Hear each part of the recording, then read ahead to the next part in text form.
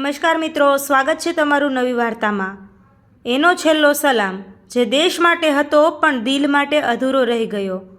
ઠંડી પવન હિમાલયની ચોટીઓ પરથી પસાર થઈ રહી હતી। બરફના કણો હવામાં ઉડતા હતા। દરેક શ્વાસ સાથે ઠંડી અંદર સુધી ચૂપતી હતી। એવી કઠોર પરિસ્થિતિમાં પણ એક સિપાઈ ઊભો હતો, કેપ્ટન આરવસિંહ। એના ચહેરા પર થાક હતો પણ આંખોમાં એક અડગ વિશ્વાસ, દેશ માટે કંઈ પણ કરવા તૈયાર। પણ એના દિલમાં એક ખૂણો એવો હતો જેમાં યુદ્ધ નહોતું, ફક્ત પ્રેમ હતો અને રાહ હતી। બાળપણ, જ્યાં સપના જન્મ્યા। આરવનો જન્મ એક નાનકડા ગામમાં થયો હતો। ગામ એટલું નાનું કે બધાની ખબર હોય। એના પિતા સુભાષસિંહ આર્મીમાં જવાન હતા। ઘરમાં તેમની એક ફોટો ફ્રેમ હતી જ્યાં તેઓ યુનિફોર્મમાં હસતા દેખાતા। બાળપણમાં આરવ એ ફોટા સામે ઊભો રહીને કહેતો, એક દિવસ હું પણ આવી જ વર્દી પહેરીશ। પણ એક દિવસ એ ફોટા પર માળા ચડી ગઈ। ઘરમાં શાંતિ છવાઈ ગઈ।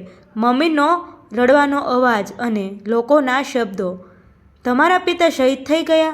એ દિવસ આરવ માટે બાળપણ ખતમ થઈ ગયું અને એક સિપાઈ જન્મ્યો, એક વચન જે જીવન બની ગયું। રાત્રે જ્યારે બધા સૂઈ ગયા હતા, આરવ એની મમ્મી પાસે બેઠો, મમ્મી, હું પણ પપ્પા જેવી જિંદગી જીવીશ। એની મમ્મી થોડી ક્ષણ માટે ચૂપ રહી, પછી એણે આરવને ગળે લગાવ્યો, મારા દીકરા, હું તને રોકીશ નહીં, પણ એક વચન આપ, તું ક્યારેય પોતાની માનવતાની નહીં ભૂલતો। એ દિવસ આરવે બે વચન આપ્યા, એક દેશને અને એક એની મમ્મીને। પ્રેમ જે શબ્દો વગર સમજાયો। ગામમાં એક છોકરી હતી, નૈના। એની આંખોમાં શાંતિ હતી અને હાસ્યમાં એક અજાણી ઉષ્ણતા। બાળપણમાં બંને સાથે રમતા, સ્કૂલ જતા અને ધીમે ધીમે બંનેને સમજાઈ ગયું કે આ ફક્ત મિત્રતા નથી, એક સાંજ, સૂર્ય ઢળી રહ્યો હતો। આરવે ધીમેથી કહ્યું, નૈના, હું તને કંઈક કહેવું છે। નૈનાએ હસીને કહ્યું, મને ખબર છે।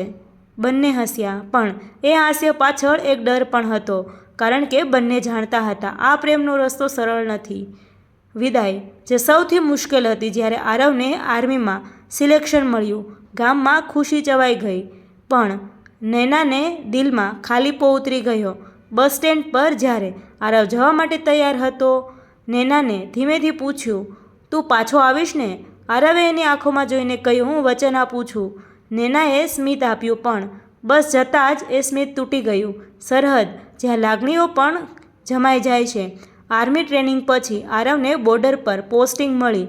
દરેક દિવસ એક નવી ચેલેન્જ, એક નવી લડાઈ। રાત્રે જ્યારે બધું શાંત હોય ત્યારે એક આકાશ તરફ જોઈને વિચારે, નૈના, તું પણ આ જ આકાશ જોઈ રહી હશે। એ ચિઠ્ઠીઓ લખતો, પણ ઘણીવાર મોકલી શકતો નહીં, કારણ કે બોર્ડર પર સમય પણ ક્યારેક થંભી જાય છે। મિત્રતા જે યુદ્ધમાં જન્મે છે। આરવનો એક નજીકનો મિત્ર હતો, રોહિત। બંને સાથે ડ્યુટી કરતા, સાથે હસતા અને સાથે જ જીવતા। એક દિવસ રોહિતે કહ્યું, જો હું ક્યારેય પાછો ના આવું તો મારી મમ્મીને કહેજે હું ડર્યો નહોતો। આરવે હસીને કહ્યું, અરે પાગલ, આપણે બંને પાછા જઈશું, પણ કિસ્મતને કંઈક બીજું જ મંજૂર હતું। એ રાત, જ્યાં બધું બદલાઈ ગયું, એક અંધારી રાત, બોર્ડર પર અચાનક હુમલો થયો। ગોળીઓનો વરસાદ, ધુમાડો, ચીસો। આરવ અને એની ટીમ લડી રહ્યા હતા। રોહિતને ગોળી લાગી, એ જમીન પર પડી ગયો। આરવ, મને છોડીને જા, પણ આરવે એને ઊંચક્યો અને ગોળીઓ વચ્ચે દોડ્યો। એણે મિત્રને બચાવ્યો, પણ એ દિવસે એના અંદર કંઈક તૂટી ગયું, એક ચિઠ્ઠી જે દિલમાંથી લખાઈ હતી।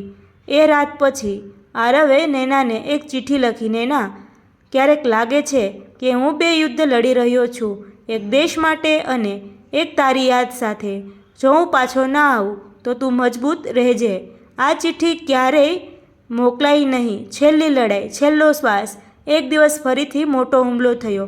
આરવ આગળ વધ્યો, એણે પોતાની ટીમને બચાવી, પણ અચાનક એક ગોળી એની છાતીમાં વાગી, એ જમીન પર પડી ગયો।